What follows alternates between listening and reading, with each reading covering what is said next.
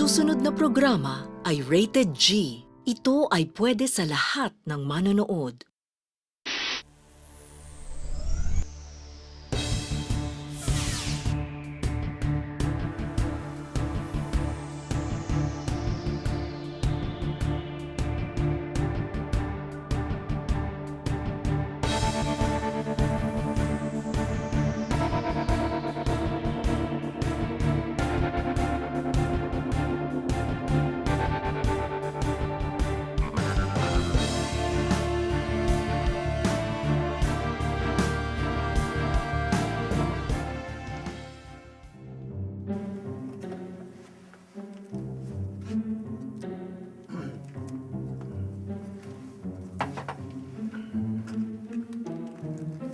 Kayo po ang tito ni V?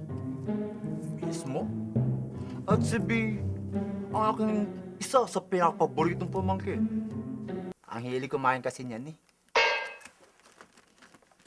Isa po kayong cook? Chef, primera klase. The best of the best. Ano po ang ginagawa niyo, Tito Kukoy? Pwede niyo po bang ipaliwanag sa amin? Ito ang aking imbensyon. Ano po yan? Robot. Robot? Aanuhin niyo naman po ang robot. Di ba po, cook kayo? Chef, ang robot na ito makatutulong sa akin sa paggawa ng paborito kong sangkap sa pagluluto. Paboritong sangkap? Oh, butter. Butter?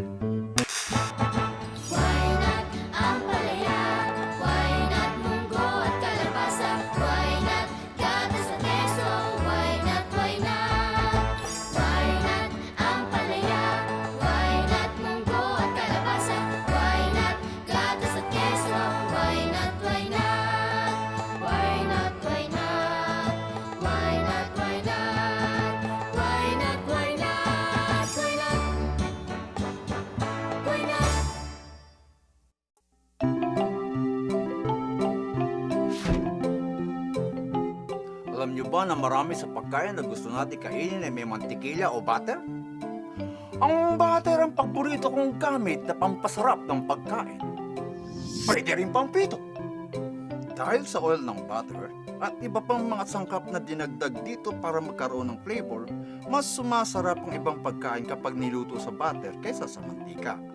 Kailangan lang lagyan din ng kaunting mantika ang kawali para hindi masunog ang butter habang ito'y tinutunaw. Pwedeng pangluto ng fried rice, pampasarap sa tinapay, sangkap din sa pancake, pati sa paggawa ng sauce, cookies, pastries, at cake. Ang dami palang pagkain na pinasasarap ng butter. Tama ka roon, V. Pero, bukod sa pagpapasarap ng pagkain, mahalaga rin ang sustansyang taglay ng butter. Mayroon itong vitamin A, fats, kasama na ang linoleic acid, lecithin at cholesterol. Meron din itong antioxidants at vitamin D. Ang vitamin A ay pampalakas ng katawan laban sa sakit, para sa malinaw na paningin at maayos na paglaki. Ang fats naman sa butter ay tumutulong para magamit ng katawan ang mga fat-soluble vitamins o yung mga vitamins na natutunaw sa taba, katulad ng vitamin A, vitamin D, E at K. Mahalaga rin ang fats para mapanatiling maganda ang kutis, matibay ang buto at ngipin, at magamit ang mga mineral na taglay ng ibang pagkain. Ang ibang uri ng fats ay ang lecithin na mahalaga upang magamit ng katawan ang kolesterol. Ang butter ay may kolesterol na tumutulong naman sa brain development ng mga bata. Pinoprotektahan ng antioxidants ang ating mga cells laban sa cancer. Ang vitamin D ay tumutulong upang maabsorb ng katawan natin ang calcium. Ang galing po pala ng butter. Bakit po kailangan niyo pa ng robot para gumawa ng butter? Oo nga po. Saan po ba galing ang butter? At paano po ito ginagawa? Ang butter o mantikilya ay ginagawa mula sa gatas. Para makagawa ng butter mula sa gatas, kailangan munang ihiwalay ang cream mula sa gatas. Iniinit ang cream upang mamatay ang mga natitirang mikrobyo na maaaring makasira dito.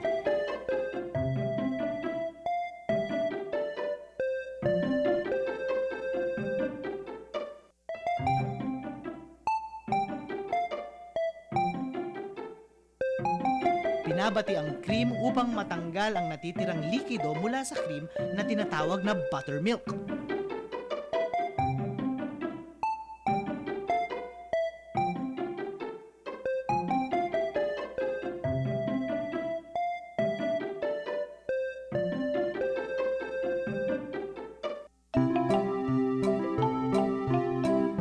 Kapag naihiwalay na ang buttermilk, gawa na ang butter.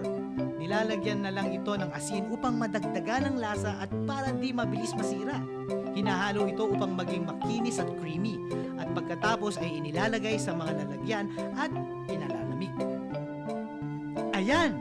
Handa nang ipahid sa tinapay!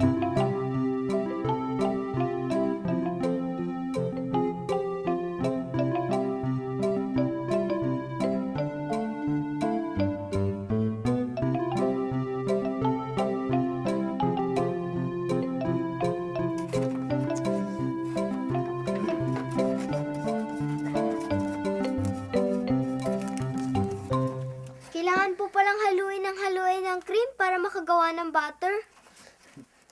Nakakangawit. Kaya nga kailangan matapos itong robot na to eh.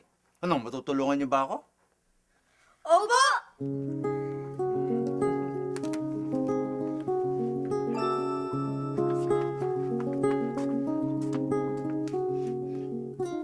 Tito Kokoy, pwede po bang kainin muna namin lahat ng ito? Oo ba? Kain na! Ops, ops, ops! Sandali lang po. Bagamat masarap kumain ng mga pagkaing may butter at gawin itong bahagi ng isang balancing diet, kailangan hinay-hinay lang ang pagkain nito.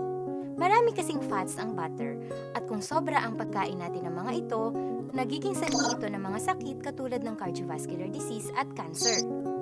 Di po ba ang butter may antioxidants? Di ba po ang antioxidants nakakapigil sa cancer? Magandang tanong. Bagamat ang antioxidants ay nakakatulong sa pagpigil ng cancer, kapag sobra naman ang butter na kinain ng isang tao, ang fats naman nito ang nakakapagdulot ng cancer. Tandaan, ang isang kutsarang butter ay may 200 mg ng kolesterol, samantalang ang kailangan lang natin sa isang araw ay 270 mg. Ibig po sabihin, isang kutsarang butter lang po ang kainin natin? Tama na po ba yun sa isang araw? Tapos pag sumobra, makakasama na? Tama yon. Ingat din sa paggamit ng butter sa mga pagkain. Dahil sa sarap nito, madalas marami tayong nakakain ng mga pagkaing may butter. Alam niyo ba ang ibig sabihin ng cardiovascular disease at kung bakit ito nagiging resulta ng sobrang pagkain ng matatabang pagkain? Ang cardiovascular system natin ay binubuo ng mga ugat at ng ating puso. Ang cardiovascular disease naman ay ang sakit na dulot ng sobrang taba na natatambak sa ating mga ugat. Ang sobrang taba na nakakain natin ay natatambak sa mga dingding ng ating mga ugat. Dahil dito, hindi nagiging normal ang pagdaloy ng dugo sa ating mga ugat. At dahil dugo ang nagdadala ng sustansya at oxygen sa iba't ibang parte ng ating katawan, Kung di normal ang daloy ng dugo, ay maaaring magkulang sa sustansya at oxygen ang mga vital organ tulad ng puso at utak. At ito ay manghihina at magkakasakit. Kung ang tao ay may sakit sa puso, o kailangan maging maingat sa pagkakaroon ng labis na timbang, ano ba ang mas magandang gamitin sa pagkain? Butter o margarine? Dahil ang margarina ay galing sa halaman o vegetable oils, wala itong kolesterol. At ang fats na laman nito ay ang good fats o polyunsaturated at monounsaturated fats. Di tulad ng butter na mas marami ang nakakasamang fats o saturated fats. Kaya lang, kailangan maging maingat sa pagpili ng margarine. Kasi, para tumigas ang margarina, dumadaan ito sa isang proseso na tinatawag na hydrogenation. Dahil dito, nagkakaroon ito ng trans fatty acids o trans fats. Ito ay maaaring mas nakakasama pa kesa sa saturated fats na nasa butter. Kaya tingnan ang nutrition facts sa bibili ng margarine para malaman kung marami nga ang trans fats nito.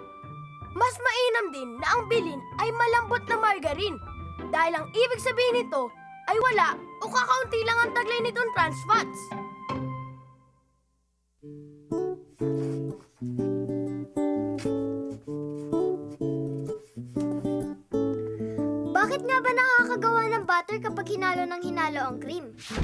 Nabuo ang butter dahil ang cream ay gawa sa buttermilk at butterfat. Ang butterfat o taba na nasa cream ay gawa sa maliliit na droplets na nasa tubig. Kapag hinalo ng hinalo ang cream, nagkakadikit-dikit ang mga droplets na ito at umihiwalay sa tubig o buttermilk. Kaya meron ka ng butter! Naalala nyo ba ang mga sustansyang taglay ng butter? Nakikita nyo ba sila rito?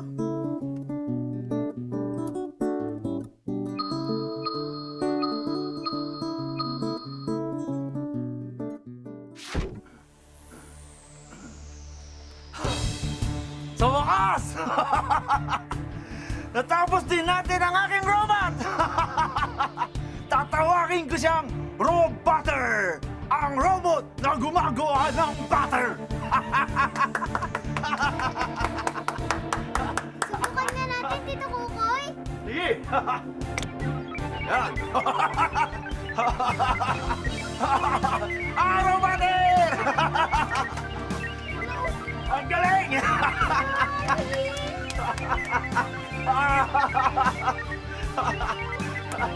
Ang galing niya! Sige! Kumuha ka ng butter!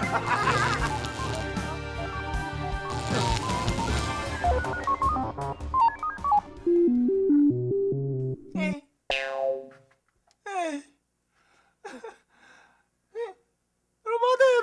Nick, ano ang nangyari?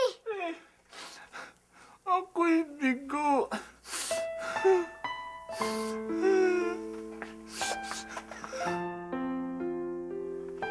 Huwag na po kayong malungkot. Hindi naman po kasi kayo inventor eh. Isa po kayong cook. Chef, di bale. Mag-aaral ako ng paggawa ng robot. Kaya pag-aralan yan. Pagbalik ko, mas alam ko na kung paano gumawa ng robot. And I shall return. In the meantime, mano-mano lang po ang paghalo ng cream para makagawa ng butter. Ano pa nga ba? Ganun na nga. Pero maraming salamat sa inyo at sa muli nating pagkikita, pamangkin. At ikaw din po. Salamat.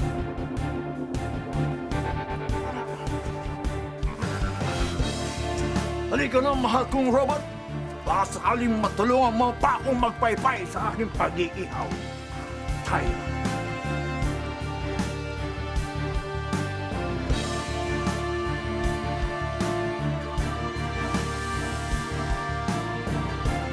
Sana ay may bento nga ni Tito Kukoy ang kanyang butter. Oo nga, para makagawa siya ng maraming butter. Dahil sa bukod na masarap pa itong butter, masustansya pa ito. Basta wag lang sobra-sobra. Pwedeng idagdag sa sari-saring masustansya pagkain na kinakain natin araw-araw.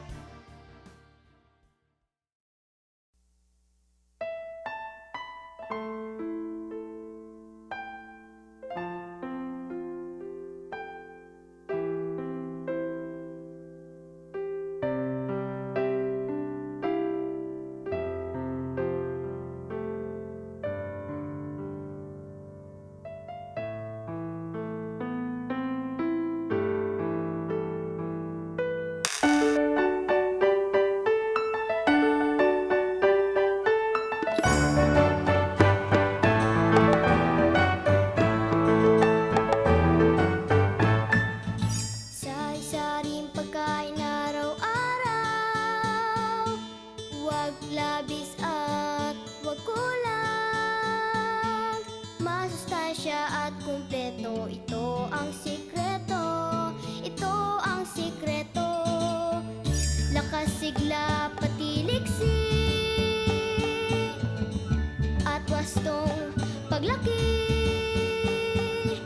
Dulot sa atin ng pagkain wasto. Healthy lifestyle at ehersisyo. Why not ang palaya? Why not munggo at kalabasa? Why not gatas at keso? Why not, why not, why not?